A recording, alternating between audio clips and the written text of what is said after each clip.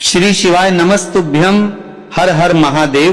भक्तों, माताएं बहनों, आप सभी लोग जानते हैं कि 25 अगस्त 2026 मंगलवार को श्रावण माह की प्रदोष व्रत पड़ रही है। और दोस्तों, यह वह तिथि है जो श्रावण माह में पड़ने वाली मंगलवार की सबसे बड़ी तिथि है, क्योंकि यह श्रावण माह में पड़ने वाली है और इसका बहुत ही बड़ा और विशेष महत्व होता है। पूज्य गुरुजी ने कहा है कि अगर कभी भी मौका लग जाए और श्रावण माह की प्रदोष व्रत मंगलवार को पड़ जाए तो आप लोगों को एक चुटकी सिंदूर का उपाय तो अवश्य ही करना चाहिए। इन दोनों का संयोग बहुत ही कम आता है। इसी के साथ में गुरुजी ने अपनी शिव पुराण कथा में बताया है कि इस दिन एक चुटकी सिंदूर का उपाय तो आपको अवश्य ही करना चाहिए, क्योंकि ऐसा दिन पूरे साल में सिर्फ एक ही बार आता है। और दोस्तों, आप सभी लोग जानते हो कि मंगलवार का अगर सबसे बड़ा उपाय है तो एक चुटकी सिंदूर वाला उपाय है।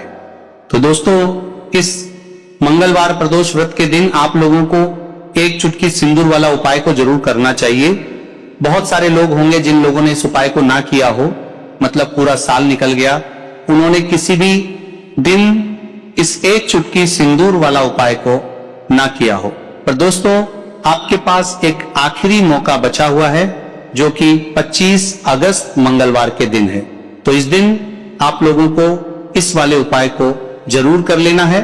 भले ही आपने पूरे महीने भर इस उपाय को ना किया हो, पर अगर आपने श्रावण माह के प्रदोष व्रत मंगलवार के दिन अगर इस वाले उपाय को कर लिया तो आपको इस उपाय को करने का वह फल मिलेगा जिसकी आपने कभी कल्पना भी नहीं करी होगी। इसीलिए आप लोग इस वाले उपाय को एक बार जरूर कर लेना है, ताकि आप लोगों के हाथ से ये मौका ना जा सके और आपको इस उपाय को करने का फल मिल सके। दोस्तों, यह उपाय पंडित जी ने अपनी अभी ही शिव महापुराण की कथा में बताया है, जिस उपाय को आज हम आपको बहुत अच्छे से समझाने वाले हैं। इस वीडियो को देखने के बाद इस उपाय को समझने के लिए आपको कोई और वीडियो को देखने की जरूरत नहीं पड़ेगी। तो चलिए दोस्तों, उपाय को शुरू करते हैं। देखिए, ये इस श्रावण माह के मंगलवार प्रदोष व्रत के दिन ये इतना खास होता है, इतना महत्वपूर्ण होता है कि देखा गया है कभी कभी बड़े बड़े पूजा पाठ अनुष्ठान से जो मनोकामना पूर्ण नहीं होते, वह श्रावण माह के दिन मंगलवार प्रदोष व्रत के दिन एक छोटे से उपाय करने से ही आपकी मनोकामना पूर्ण हो जाती है। और बहुत सारे लोगों ने इस उपाय को किया भी है और उनको इस उपाय को करने का फल भी जरूर मिला है। अगर आप लोग भी इस उपाय को करना चाहते हैं तो आप इस उपाय को पहले अच्छे से समझ लेना, सुन लेना, उसके बाद करना। आपको इस उपाय का फल जरूर मिलेगा और इस उपाय को कर लेने से आपके घर में चाहे किसी भी प्रकार की दुख और समस्या क्यों ना चल रही हो, आपको उसका कारण भी नहीं पता है कि भाई ये समस्या किस कारण से चल रही है, उसका कुछ भी कारण हो सकता है। जैसे पितृदोष हो सकता है या किसी भी तरह का मंगल दोष भी हो सकता है। तो इस दिन आप लोगों को ये वाला उपाय कर लेना है। ये एक ऐसा उपाय है जिस उपाय को अगर किसी विशेष दिन पर किया जाए तो भाई उस विशेष दिन का जो फल है वो तो मिलता ही मिलता है, पर हमने उस दिन पर इस उपाय को किया है तो हमें उससे भी बड़ा फल मिलता है और फल बहुत जल्दी मिलता है, क्योंकि आप इस उपाय को बहुत ही बड़े और विशेष दिन पर कर रहे हो।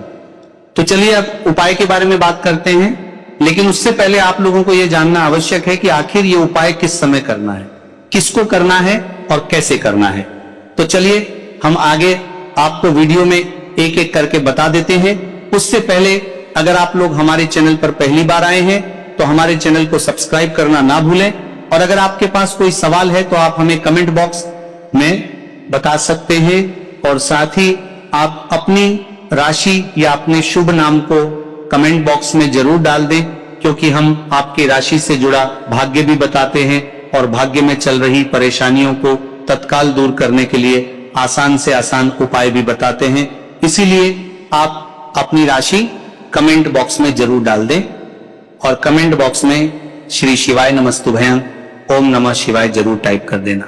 तो दोस्तों, इस एक चुटकी सिंदूर वाला उपाय को हमें इस मंगलवार प्रदोष व्रत के दिन कैसे करना है, किसको करना है, किस समय करना है और कहां पर करना है, ये सारे सवालों के जवाब आपको इस वीडियो में मिल जाएंगे। और जो ये वीडियो देखेगा भाई, उसको एक चुटकी सिंदूर वाला उपाय जरूर करना चाहिए, क्योंकि इस दिन पर एक चुटकी सिंदूर का बहुत ही बड़ा और विशेष महत्व होता है। और जब बात आ जाए एक चुटकी सिंदूर की, तो ये सोने पर सुहागा वाली बात हो जाती है और ये एक बहुत ही बड़ा उपाय हो जाता है इस मंगलवार प्रदोष व्रत का। तो अब दोस्तों, इस एक चुटकी सिंदूर वाला उपाय को आखिर करना किसको है, सबसे पहले हम लोग वो बात जान लेते हैं। तो देखो, घर की जो बड़ी बड़ी माताएं बहनें होती हैं, उन माताओं बहनों में से कोई भी एक बड़ी माता बहन इस वाले उपाय को कर सकती है। और दोस्तों, अगर आप चाहे तो अपने घर में से सभी सदस्यों को भी इस उपाय को करवा सकते हैं। अगर किसी व्यक्ति की खुद की कोई मनोकामना है, खुद की कोई दुख और परेशानी है जो कि वो अपने लिए करना चाहता है इस वाले उपाय को, तो वो खुद अपने लिए भी कर सकता है। बाकी अगर कोई घर में से ऐसा है जो कि अपने पूरे घर परिवार की सुख और शांति के लिए ये वाला उपाय करना चाहता है, तो भाई वो भी कर सकता है, उसमें भी कोई दिक्कत वाली बात नहीं है। कहने का मतलब ये है कि इस उपाय को हर सदस्य भी कर सकता है और पूरे घर परिवार के सदस्य के लिए घर की बड़ी माताओं बहनों में से कोई एक माता बहन भी कर सकती है। माताएं बहनें अगर घर में उपस्थित ना हो या ये वाला उपाय ना कर पा रही हो, तो फिर घर का कोई बड़ा सदस्य भी इस एक चुटकी सिंदूर वाला उपाय को कर सकता है, चाहे फिर वो पुरुष ही क्यों ना हो, उसमें कोई भी दिक्कत वाली बात नहीं है। अब दोस्तों, जो अगला प्रश्न निकल कर आता है वो ये आता है इसको लेकर कि आखिर इस उपाय को हमें किस समय करना है, सुबह के समय करना है कि शाम के समय करना है। तो देखो, इस वाले उपाय को आप लोग सुबह के समय भी कर सकते हो और शाम के समय प्रदोष काल में भी कर सकते हो। अब अगर आप पूछो कि भाई सबसे उत्तम समय कौन सा रहेगा इस एक चुटकी सिंदूर वाला उपाय को करने का, तो हम आपसे बस यही कहेंगे कि इस उपाय को आप सुबह के समय करेंगे तो ज्यादा बेहतर होगा।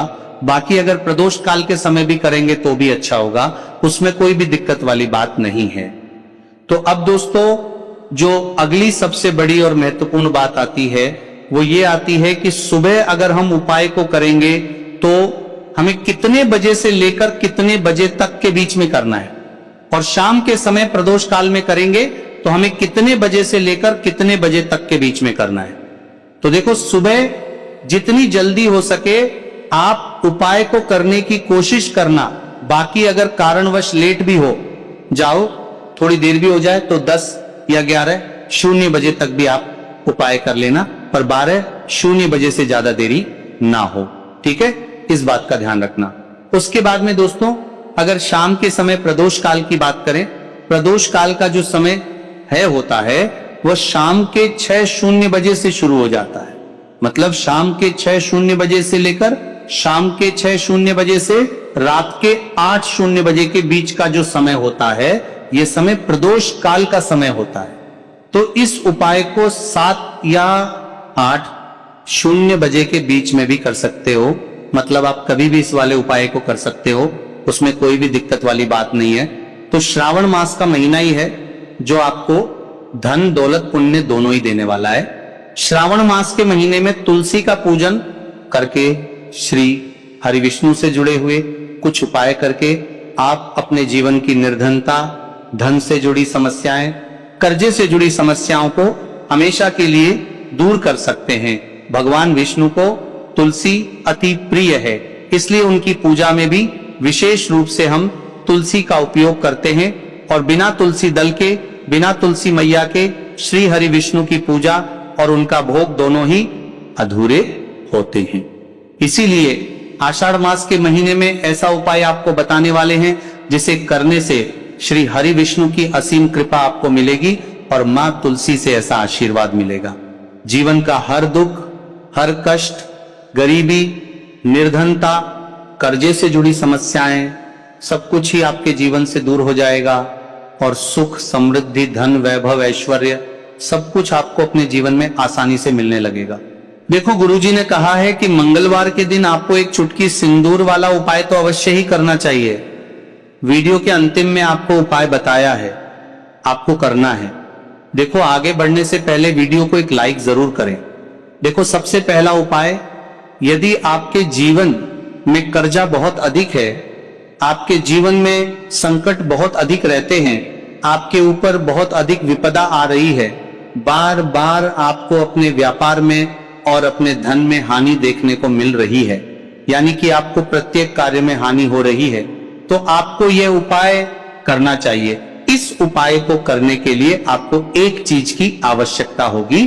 सबसे पहले है, आप जानते हो, जो कि भगवान हनुमान जी को समर्पित होती है, तो आपको वह सिंदूर की आवश्यकता होगी।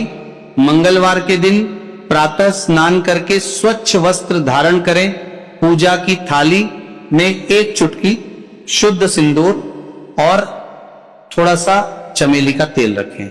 हनुमान जी के मंदिर या घर के मंदिर में दीपक जलाकर चमेली के तेल में सिंदूर मिलाकर श्रद्धा पूर्वक हनुमान जी के चरणों में अर्पित करें। इसके बाद कम से कम एक बार हनुमान चालीसा का पाठ करें और एक हनुमते नमः मंत्र की 108 बार या अपनी श्रद्धा अनुसार जप करें। अंत में भगवान से प्रार्थना करें कि वे आपको सद्बुद्धि, साहस, अच्छे कर्म करने की शक्ति और परिवार में सुख शांति प्रदान करें। यदि संभव हो तो गुड़ और चने का प्रसाद अर्पित करके लोगों में बांट दें। तो भक्तों, आज का ये छोटा सा उपाय पूरी श्रद्धा, विश्वास और भगवान के स्मरण के साथ अवश्य करें। याद रखिए, किसी भी उपाय का सबसे बड़ा आधार सच्ची भक्ति, अच्छे कर्म और सकारात्मक भावना होती है। अब भक्तों, दूसरे उपाय के बारे में बात करते हैं। तो देखिए, सबसे पहले बात कर लेते हैं कि जो माँ तुलसी है, इनके बिना श्री हरि विष्णु का पूजन और श्री हरि विष्णु का भोग दोनों ही अधूरे हैं। जब भी हम श्री हरि विष्णु को भोग कराते हैं, उनको भोग लगाते हैं, उसमें हम तुलसी दल जरूर डालते हैं। एक पत्ता डालेंगे लेकिन तुलसी दल जरूर डालते हैं, क्योंकि बिना तुलसी दल के श्री हरि विष्णु भोग अस्वीकार नहीं करते। और इस महीने में तुलसी का पूजन करने से व्यक्ति को सौभाग्य की प्राप्ति होती है, उसके घर में कभी निर्धनता नहीं आती।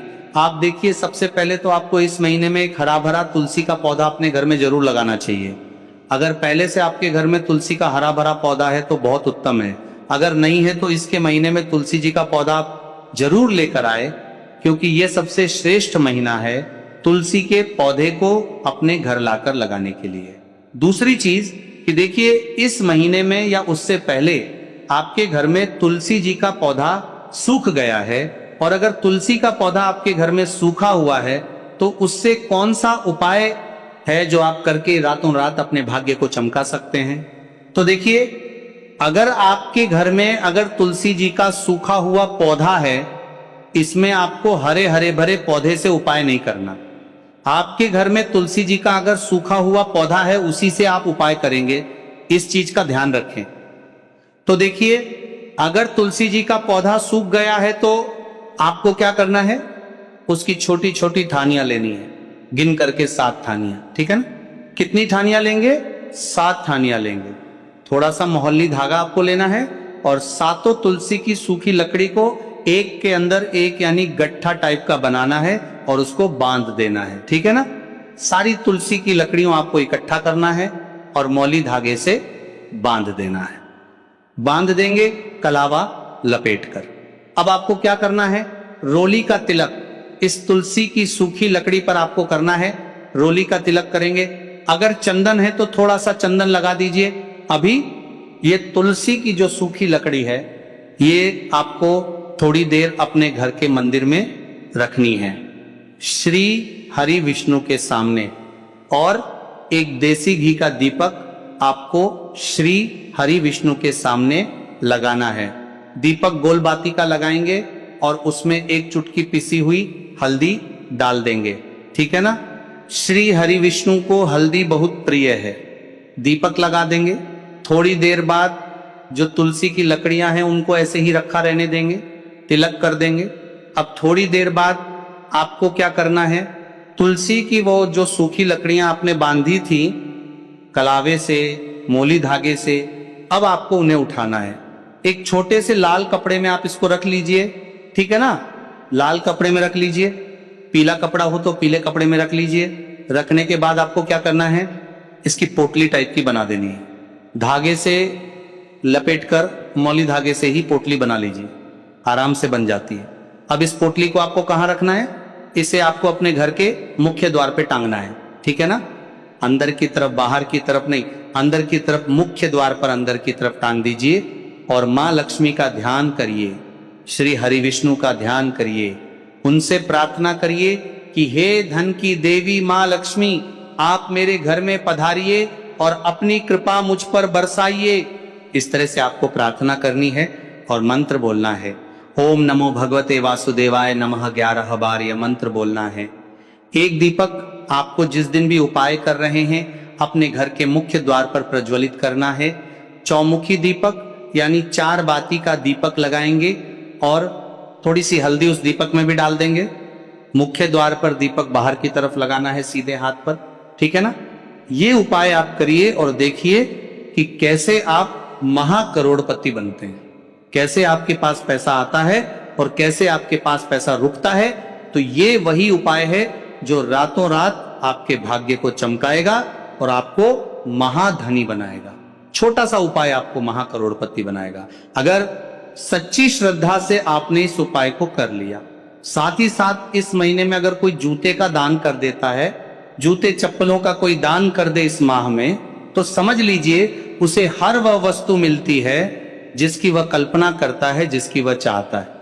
आपने अगर कुछ ऐसा सोचा है कि हाँ मुझे ये वस्तु या मुझे ये चीज मिल जाए, मेरी इच्छा पूरी हो जाए, आपकी कोई भी इच्छा अधूरी है, पूरी नहीं हो रही, तो इस माह में आप एक व्यक्ति को दान करें, जूते या चप्पल। फिर देखिए कि आपका भाग्य कैसे आपका साथ देता है और कैसे आप अपने जीवन में आगे बढ़ते चले जाते हैं। तो बहुत अच्छे से उपाय आपको बताया है। अब हम बात करते हैं दूसरे विशेष उपाय की, कि देखिए ये उपाय भी आपको तुलसी जी के पौधे के वहां पर करना है।